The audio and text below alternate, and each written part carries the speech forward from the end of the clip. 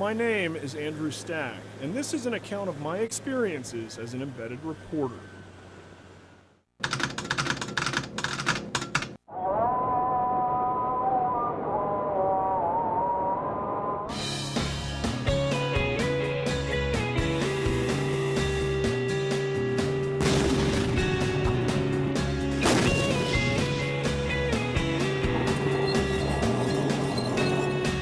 I went to Iraq by myself. Can you see anybody over my back, over my shoulder? No crew to speak of. I shot, wrote, and edited all of my own stories, feeding them back to the States over a portable satellite modem. To my knowledge, I was the only embedded TV news reporter in Iraq, working as a one-man band.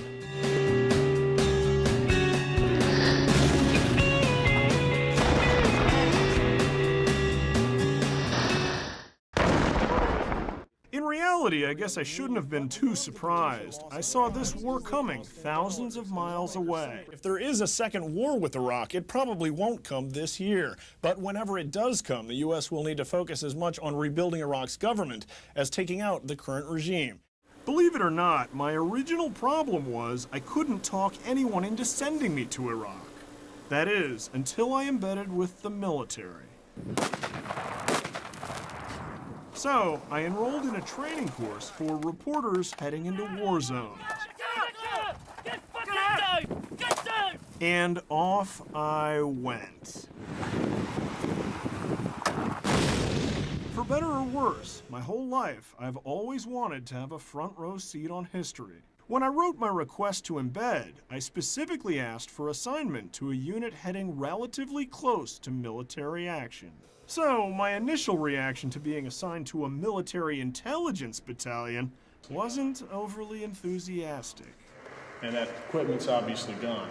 I could never have known the 142nd MI was going to be attached to one of the most controversial task forces in Iraq. They have a rocket fuel production facility there where they take uninhibited red fuming nitric acid and they just spew it into the air. If it comes down on a vehicle, it'll take the paint off. If it comes down on you, it'll take your skin off. Even if the mission of finding weapons of mass destruction ended up feeling like a witch hunt, it didn't start out that way. We have the team from Afghanistan, we have the team from Gitmo. Before the month was out, though, some soldiers would be openly questioning this assignment. It's just a sad story of wasted time. I mean, if something funny would happen. Our mission's kind of ambiguous. We came to interrogate prisoners, and as soon as the war comes to a ceasefire, there aren't prisoners anymore. So we'll end up doing some kind of intelligence gathering operation where we talk to the people and say, where's this, where's that, where's this guy, where's this stuff. Pretty low-level, basic, curious people stuff. It's a lot like your job, Andy. Sadly so. Since I'm working alone, I can more than relate to the 142nd's frustration. Damn it. 3, 2, 1. We've all heard the stories of U.S. soldiers and the anxieties they faced going into this war. But what of Iraqi soldiers, many forced from their homes?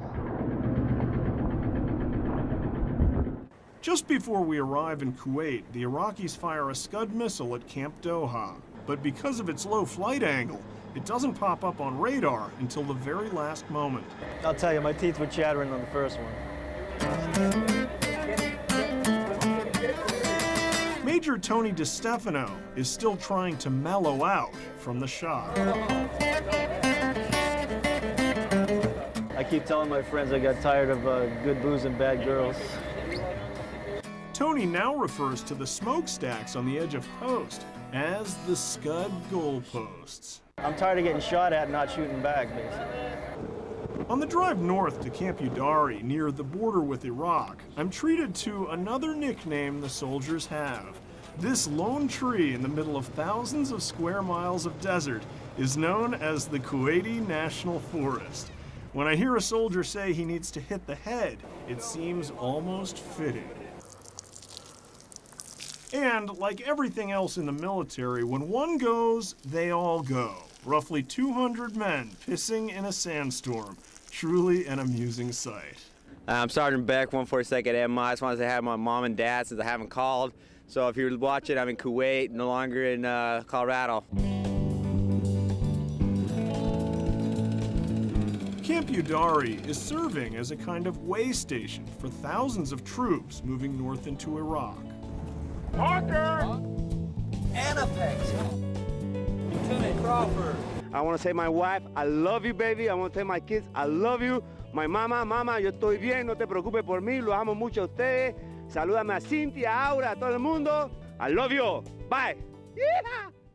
The one thing you've probably heard about and probably think you understand is how hot it gets in the Kuwaiti desert. Take it from me, you haven't got any idea until you walk through this. The exhaust from an M1 engine is 800 degrees.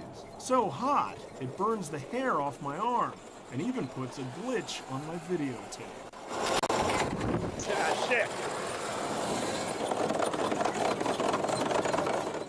Doing great here in Kuwait. Things couldn't be better.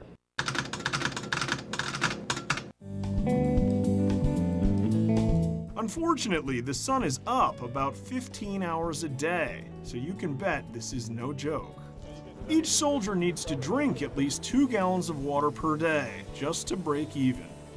If you leave water out for just 1 hour, it's hot enough for brewing tea. This is a desolate place. As hot as it is, the heat isn't preventing me from shooting and editing my stories at night. And after I finish talking, just hold it steady. My problem is finding soldiers willing to hold the camera while I stand in front of it, and then training them how to use the camera from in front of it. You don't even have to stop rolling. Let's just do it one more time for safety. 3, 2, 1. Oh, what the hell am I saying? It's on-the-job training for me. I've never taught camera work before, and never expected if I did, I'd be doing it in a war zone. What if we come this way just a millimeter? It looks better in the viewfinder, but I got too much crap to stand on here. Hold on. And if you think you hear an echo during a few of these early stories, Look at this dust up. Check this out. It's going right towards my clothes. there is a reason why. This isn't even sand, it's dust. That's what it is. The sandstorms in Kuwait make it almost impossible to voice stories. Oh, look at that. The closest thing I can find to a sound booth is here. I couldn't find a place to get out of the wind, so I had to go into a porta-john to voice that story, sadly. So we're all making our sacrifices over here. The sandstorms pretty much put a stop to any and all activities. Sometimes even our tents disappear before our eyes. It's terrible. I don't know how these people can live here, honestly. The sand isn't just getting in our eyes. By the end of the first week, both my camera and laptop are toast.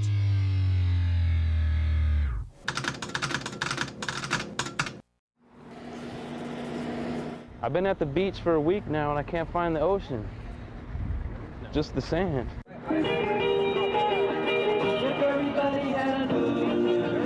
When the storms finally break, the men running this little compound next door offer to help me out. These are the guys who will remain anonymous. You know them. They could tell you who they are, but they'd have to kill you. They tell me their mission here is to remove obstacles and provide certainty. Judging from the big grins on their faces, this vague answer gives them a great deal of satisfaction. So, I give my word never to show their faces or tell you who they work for, but I think you can guess.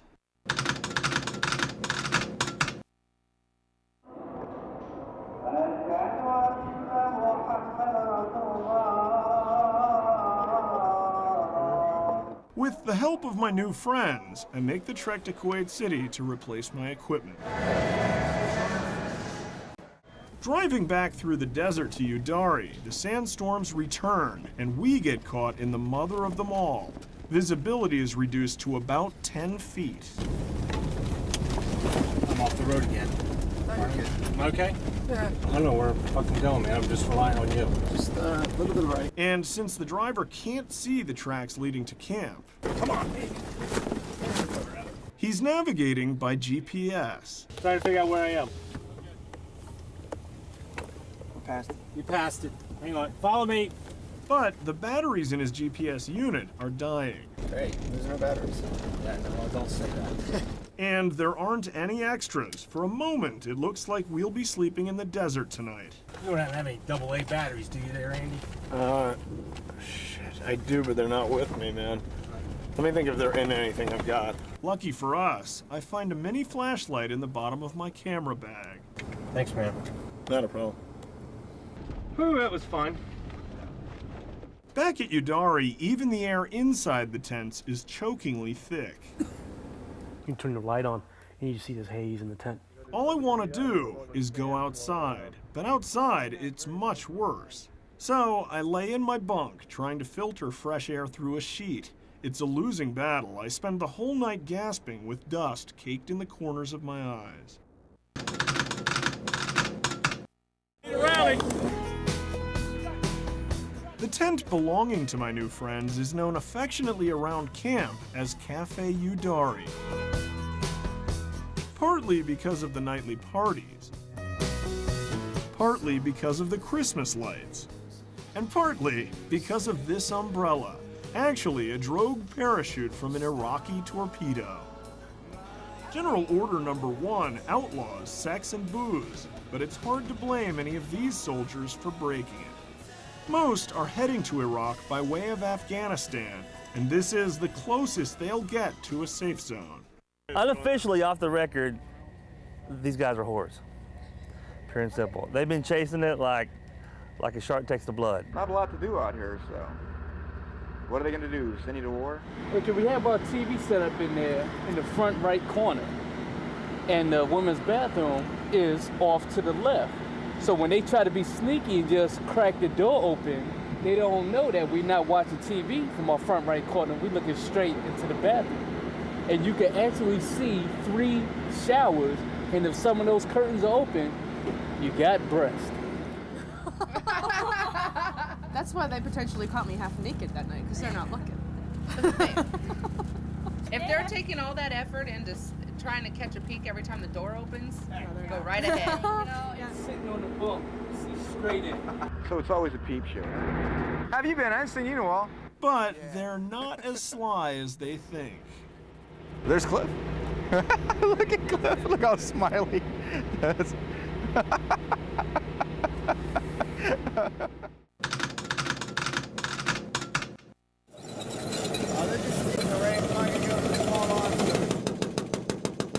Need to freaking time that before you get a barrel in the face, jackass.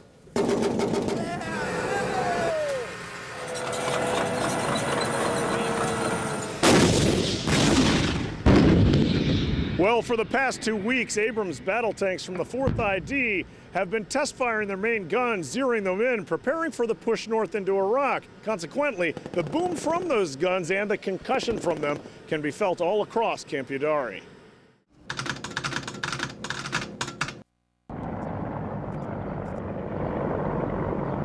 They're loaded for bear, too. They got full missile racks. The soldiers doing the fighting have a name for guys like me. The irony is, I used to be in the infantry, so I'm familiar with the concept of referring to other people as remps. It's a little hard to accept my demoted status. But to let the soldiers know I know my place, I printed this t-shirt up before I left for Kuwait. It was a big hit with the guys doing the fighting. It let them know I speak their language well enough to make fun of myself using their terms. The t-shirt implies I'm a coward. And I was wearing it when we pushed over the border into Iraq.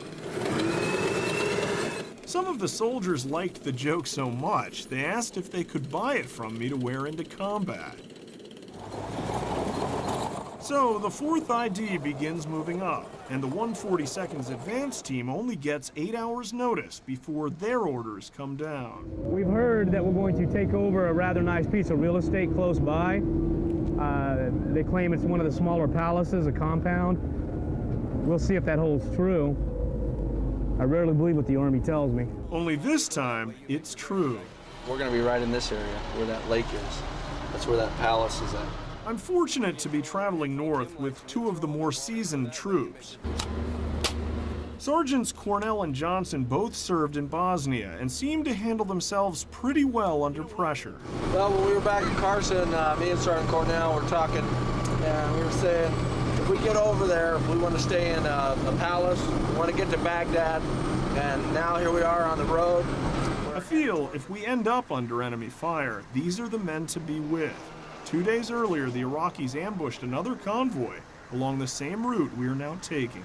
Don't fuck, stop, keep moving. Of course, some worry more than others. This soldier managed to sleep through just about everything. Our first day in Iraq, we stop at the captured airbase of Talil, in the shadow of Abraham's birthplace. Talil was bombed heavily during the first Gulf War. The word on that bus, in Arabic, translated means broken. No way, really?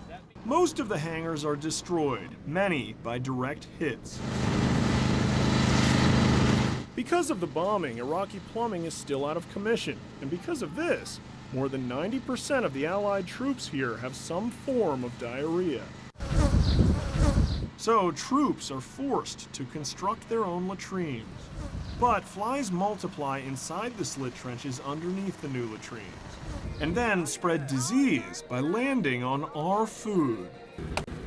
See, once you start beating their ass, they'll disappear. Oh, look at that, he's still kicking. The soldier who welcomed us at the gate summed it up best when he said, "Good afternoon, gentlemen. Welcome to the shithole of the world." They don't call it Saddam's revenge for nothing. Before I return home, I'll lose 20 pounds to the Iraqi dysentery diet.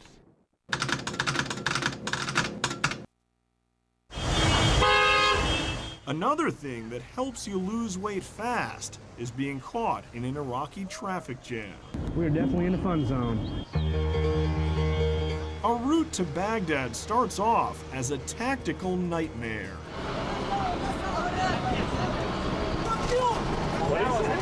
If listening to the death toll from Iraq makes you wonder how the attacks happen, this is it. We got a band of gypsies coming up the right side here. Situations like this allow enemy forces to blend in and attack with the element of surprise. That make you nervous in there? It's nerve-wracking because you don't know which direction to look. There are people everywhere. I find myself in an odd sense of denial that there's any danger. Run that one off the road. It's a double-edged sword. I actually want to get some video of fighting, but I don't want to get killed. Go figure. I say again, did that make you nervous in there? Over? Man, I joined the Army for the college money, not to go to war. I love it when I hear that from soldiers. Like, what were you thinking?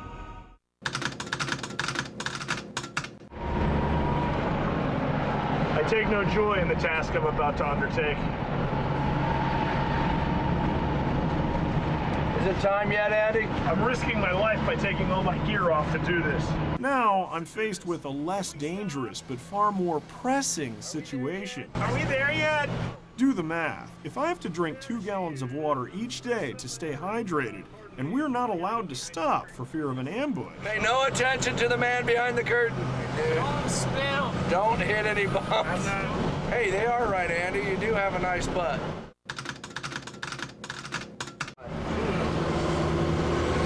How about a frosty beverage? Oh, yes, please. A nice warm one to make the ride a little bit more enjoyable. I always put a good head on my beer. How about capping that, baby? I still had to go. You topped it off. I'm not even, believe me, I got more in me. I'm full of piss today. And vinegar, perhaps. Yeah.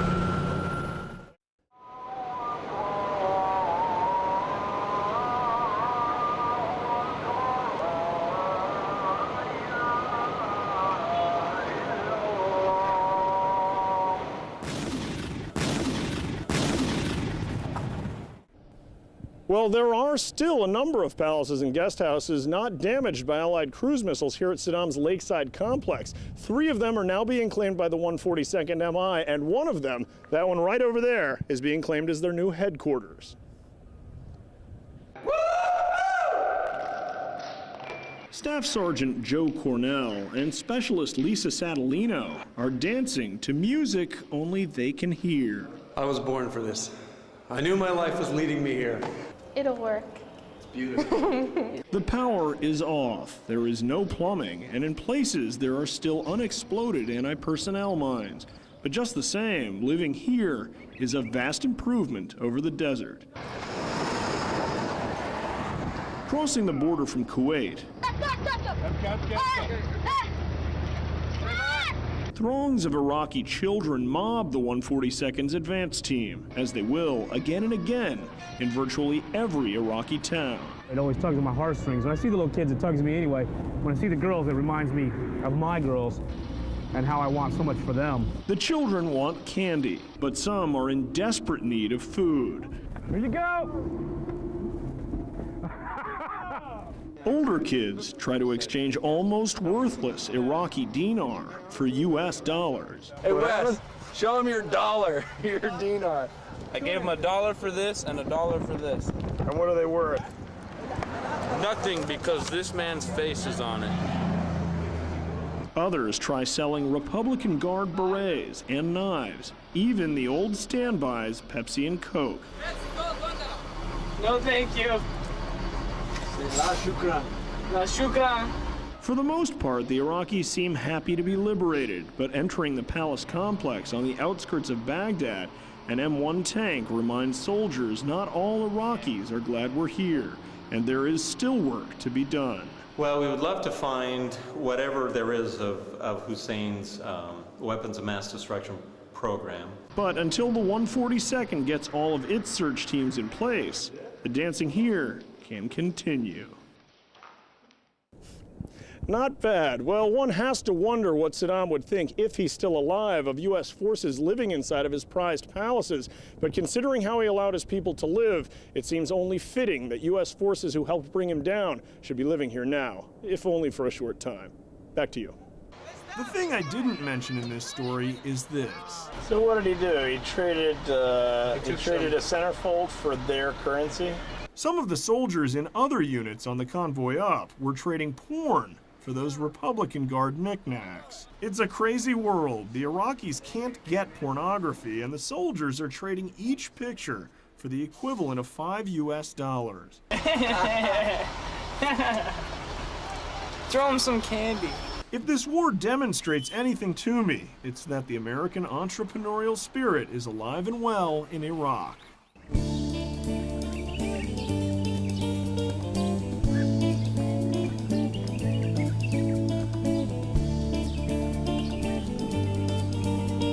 Sometimes it's so beautiful here, it's hard to believe I'm in a war zone.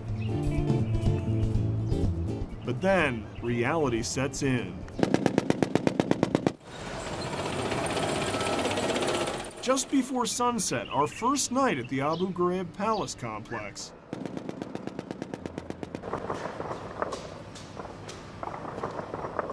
Small arms fire breaks out on the perimeter.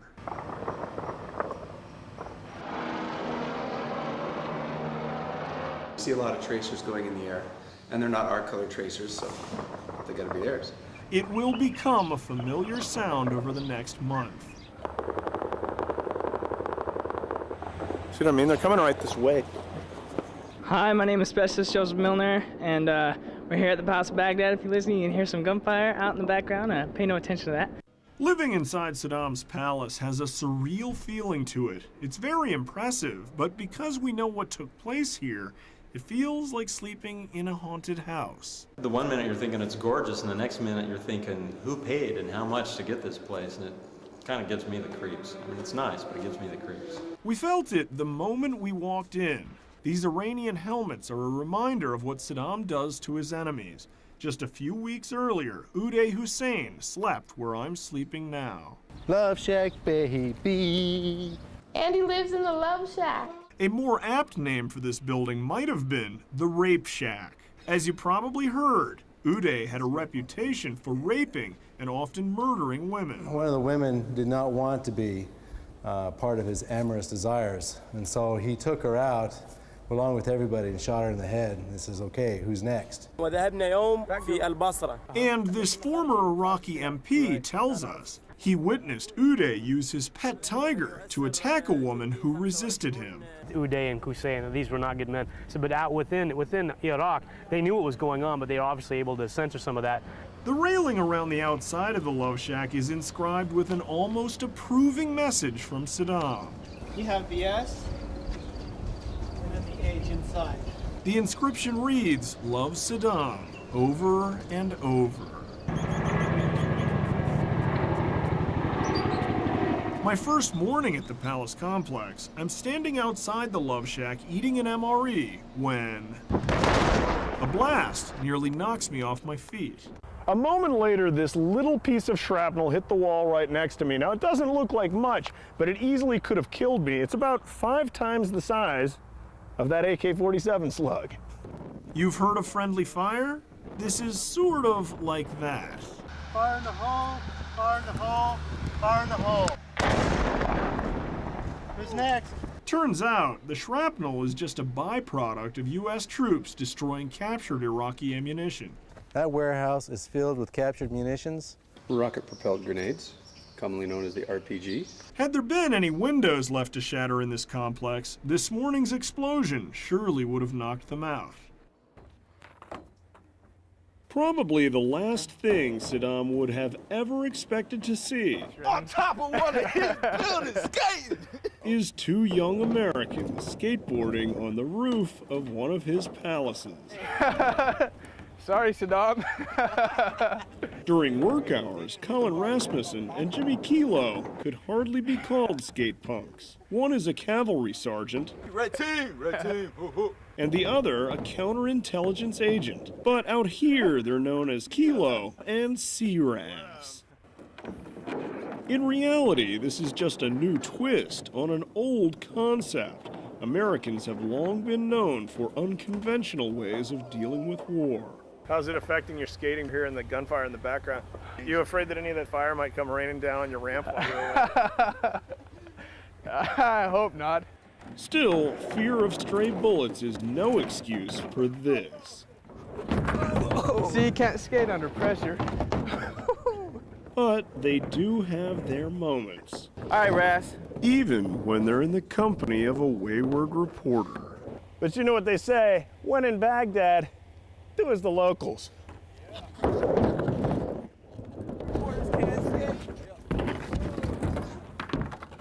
told you I haven't skated in a while. The accommodations may be impressive in their own way, but the food is still all Army.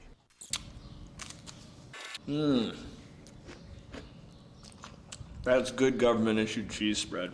In fact, you could say it's been around a while. When it's not in the juice, it kind of looks like decayed flesh. You have to keep them in the juice to make them look like ham. Is that the trick? That's the trick. You got to keep it in the juice. You know, if people eat it, that is their own fault. What about the pig's knuckles? Did you try any of the ham? I didn't eat any of the ham. In fact, I didn't eat anything except the cake and the waffles. He did eat this regurgitated stuff. I tasted the regurgitated meat slop stuff, but I left the meat and stuff to Sergeant Diamond. But would you rather eat this Western-style eggs, or would you eat an MRE? I've eaten probably 25 or 30 MREs in a row. I don't care if the eggs are brown. I don't care if the ham looks like flesh. Good, just like Mom used to make. Not gonna do it. Come on, man. I heard it's very entertaining when you taste the eggs. What will I have to give you to get you to try those eggs? I wouldn't eat the eggs if it meant my life. Please? I do not like green eggs and ham that taste like spam. No, I will not eat the eggs. If I taste these eggs, I use your satellite phone to call my mom on Mother's Day. Ain't bribery a bitch? Sorry, Mrs. Fredrickson, I have to see him do it. 7:47 now.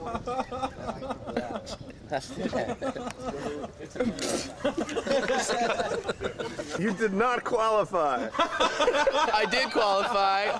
All you said is I had to taste the eggs. That has been done. I have 4 witnesses standing right here. Happy Mother's Day from Baghdad! At least there's no dysentery here, yet. Actually, Norm said he was heading out to the train last night, and this rat walked by, and he took his M16 and went, pow! And the rat just kind of looked up and smiled and kept on going. Soldiers gather up the few toilets not stolen or destroyed by looters and put one in each building. But because there is no running water, the only way to flush is this. What do you think, since it's your toilet? I'm ready to use it. Okay, go ahead. Oh, you reek. Dude, I told you. I don't want to be on film with this. She farted and she said it went like this. I think I'm filming right now. The louder the fart, the more the person, and more it means I love you in Iraqi. What I think Satellino is trying to say, in her own way, is there's not a lot of love in Iraq.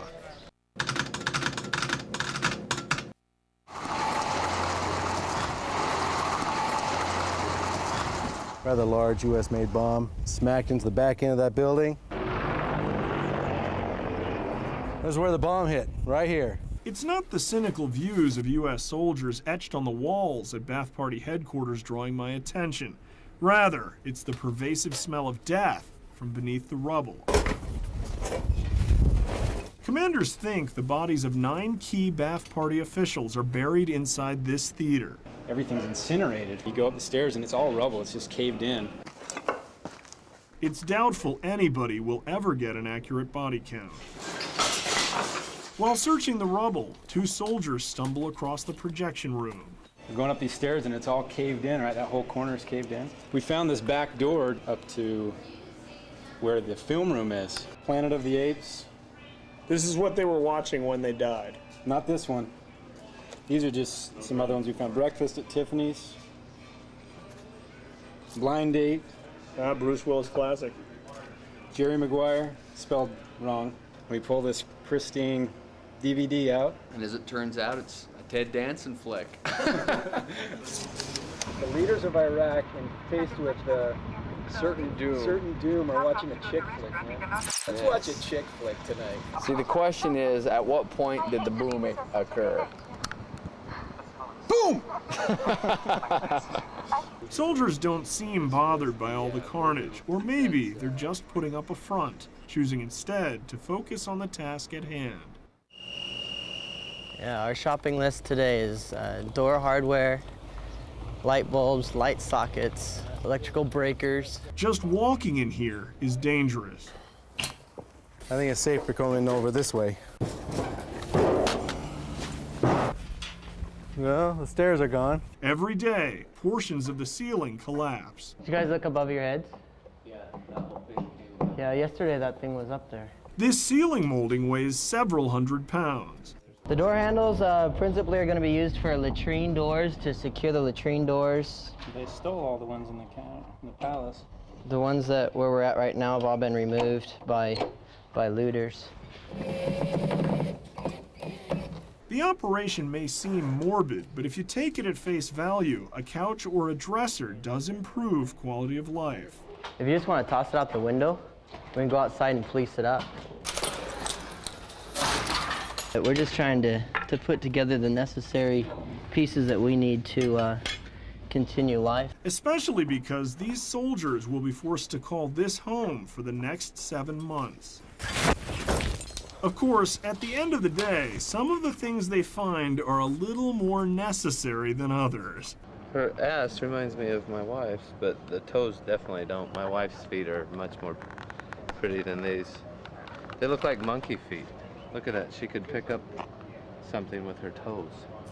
I do like the butt right there with the little gold thing in front. That's kind of nice.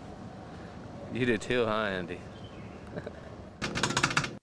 At night, the mosquitoes come out, Mosquitoes need water to breed, and here at the Palace complex, there's plenty of it. Sometimes from above, but always from below. The soldiers have mosquito netting, but they don't have enough for me. So I try making do by sleeping on the roof. No dice. I get eaten alive. I estimate 50 bites by morning. There's a dragonfly on top of my head. It's a helipad for the dragonfly, yeah? Fortunately, a soldier heading back down to Kuwait takes pity on me and loans me his.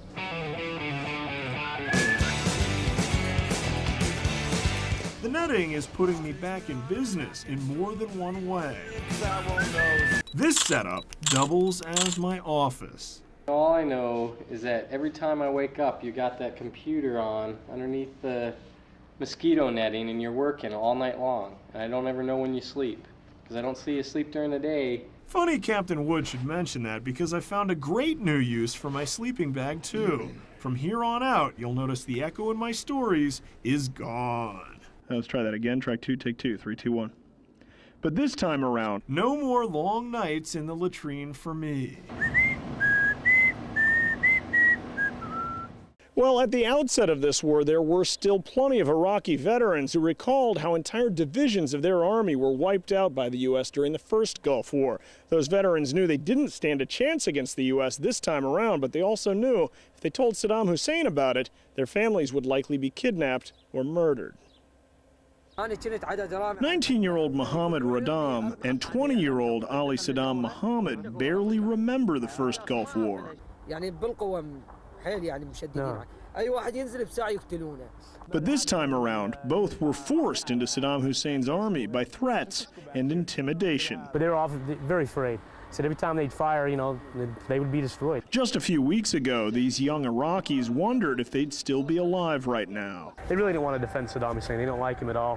They're saying they really, after the second day of war, they wanted to escape because the biggest thing on their mind was their families, their lives, their tribes, that's it. And so, escape is exactly what they did. When fighting broke out in Basra, both men got up and left their posts. Ali leaving behind a Soviet T-62 tank, Hamid an anti-aircraft gun. They didn't have anything to eat, no food, they didn't have anything. The remains of similar weapons belonging to thousands of like-minded Iraqi soldiers now dot the landscape of Iraq. As far as he knows, he doesn't know what happened to all of them because he left on the first day of the war. He's saying, I didn't even get a chance to ask about his comparison to the U.S. He said their tank didn't even work. Now, both men have at least some security, enough to know they won't be shot for singing on the job. These days, they work for the 142nd MI, cleaning up the mess looters left behind inside Saddam's palaces, and spending their afternoons fishing in Saddam's once forbidden lake. No, Saddam Hussein, good boy. Okay.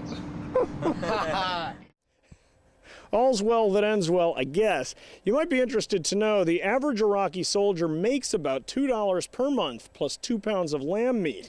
Well, we checked into it, and the U.S. Army is paying them $3 per day to clean up the complex here. It's not much, but it amounts to about a 4,000% increase in pay per month for each of these men. Back to you.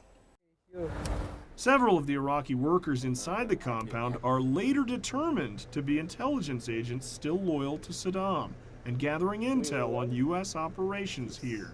And there's little doubt not all of the other men who abandoned these tanks have given up targeting U.S. soldiers either. If you look around and Alpha Team is still moving, don't be moving. Sergeant Joe Cornell and the men of Team 6 are training for a possible Iraqi ambush. And they're training during the time of day most attacks take place, at sunset. We've used everything out here from live hand grenades to M203 grenade launchers to thermites to smoke, as you saw tonight. At 39, Joe Cornell is considerably more experienced than most of the men on his team.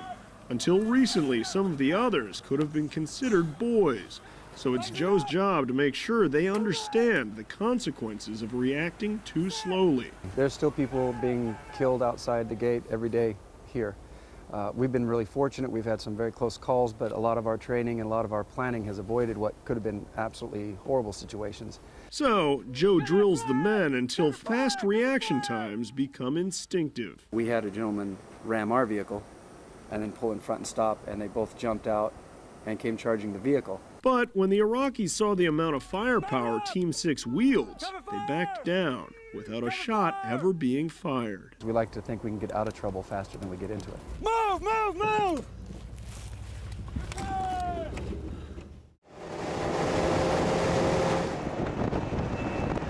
We were on the highway in Baghdad. Sergeant Arrington's team was fired on returning from a mission. All we could do was pick up speed, and we got out of there. We're gonna head south about 40 clicks past the city of Al-Mamadiyah. And that's the one that was real narrow where all the people in the markets are out. Check to make sure it's clean.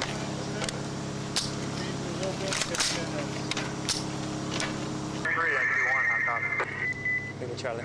Just making sure the radio is programmed. Every time anyone goes anywhere, we just maintain radio contacts. We know where they are, what they're doing. Got this GPS system here. This is us. This is the map of Baghdad. And I can plot our route that we're going to take. Today we're going down here.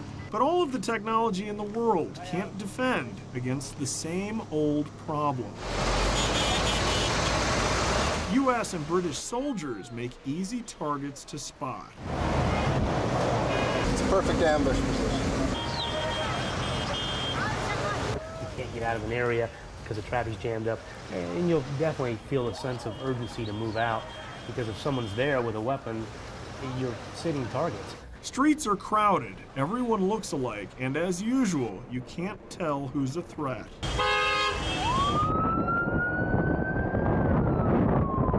On today's mission, I'm tagging along with one of the search teams inspecting a Scud munitions factory for weapons of mass destruction. I can tell you firsthand, it's not as casual as I try to make it look. A few things you need to know about this site, guys. There's enough explosive on this place to flatten that entire area. So be real careful about flame. And if you think about shooting your gun, think twice. Well, that's right. One of the search teams, Sensitive Site Team 2, contains several members from the 142nd MI, and they're spending today searching buildings here at the El Kaka munitions facility just southeast of Baghdad. Now, this facility is known to have made rocket propellant for Scud missiles, but it's also known for munitions production and explosives production. Anything that goes boom, they made here. If you're looking for evidence of toxic chemicals, like poisonous substances, this is a good place to start. Nerve and mustard. Nerve and mustard? Yeah, precursor to it, not the actual agent itself. Drums filled with explosively toxic chemicals are laying all around the compound, many leaking right onto the ground. When you see something on the ground that appears to be eating a hole in the concrete, that's nature's way of telling you you shouldn't step in it. If you do step in it, it will eat the soles right off your shoes, get it on your skin, and your skin will burn off. Soldiers opt to step around. You did get away from there in a big hurry, didn't you? Inside, it's the same story, although considerably more complex. This is something about military industry. They mixed chemicals up here, and then they dumped them. This thing rotated. This would spray it in. Bottles of poorly labeled chemicals are spilled all over the floor. Team members aren't sure if the chemicals could have a reaction, so they don't touch a thing, but they catalog everything. If we see something suspicious, then they bring in the 600-pound brains to take care of the rest. The real problem for search teams is any evidence of weapons of mass destruction, if there ever was any, has long since been removed. It's gone. Now, who knows when they moved it, who knows what it was, but there was heavy equipment that was bolted to that bay. They may never know what the equipment was used for, but they do know one thing, where the Iraqis got it. Deutschland. Ja, Stuttgart. Sehr gut. You're going to find frog stuff here, you're going to find Russian stuff here, you're going to find everything. If there was a profit to be made, somebody made it. And the outcome here isn't overly surprising. Finding weapons of mass destruction here would be very difficult because this site was first stripped by soldiers and then stripped by looters. Back to you. With all of that said, one of the looters left a bare footprint in the middle of a patch of raw chemicals. OSHA safety standards here in Iraq Some guy walking around with stuff that would melt your feet, and he's walking around barefooted. You know what? I'm going to take a picture of that. That sums up the whole country for me right there. This isn't the first or last facility search teams will see. Many are now openly expressing doubts about Saddam's weapons of mass destruction program. The term witch hunt is beginning to creep into more and more conversations. That's not even funny, though. It's just stupid, like everything else. It's like, that would happen to us. But it's not funny, because we shouldn't be here to begin with. Got some liquor we got it going on now. A few of the soldiers are trying to take the edge off by scoring booze on the sly at the main gate. But I have to tell you, the scotch being served at this after-hours party is pretty low-grade stuff. Still, it does the trick, even though every soldier here knows the only reason they can get away with this is because the men of the Third ID are covering our butts on the other side of the perimeter. It's surprising that people really take this stuff for granted. They really do. They think everything's a big joke until something bad happens, and then they're going to realize what kind of world they're really living in over here. We ain't back at home. And with that, my embedding experience is coming to an end. Now, I make my way to Baghdad International, complete with its bombed-out runways, and take off on the first leg for London.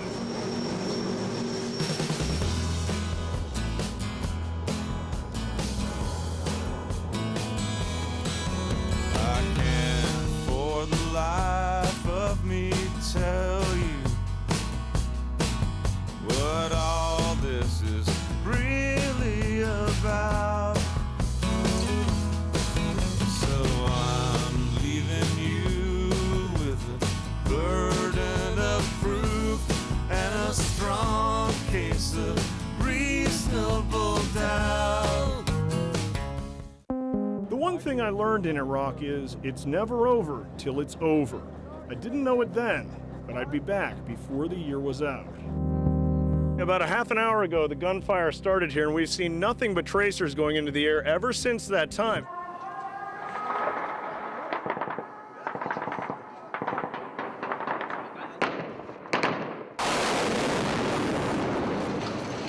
Come on, towards strong rig, quickly! Okay, quickly in the strong rig. Quickly, guys. Get in the corridor and stay in the corridor. Holy shit. First night back in Baghdad. Welcome back.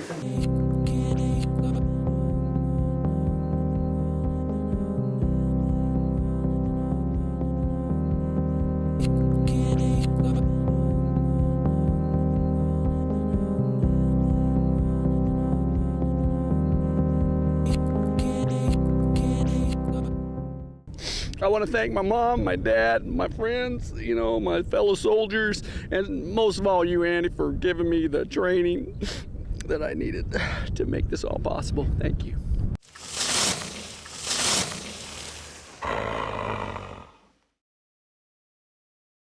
And the Emmy goes to Stack in Iraq, Steep Productions, and KTVX.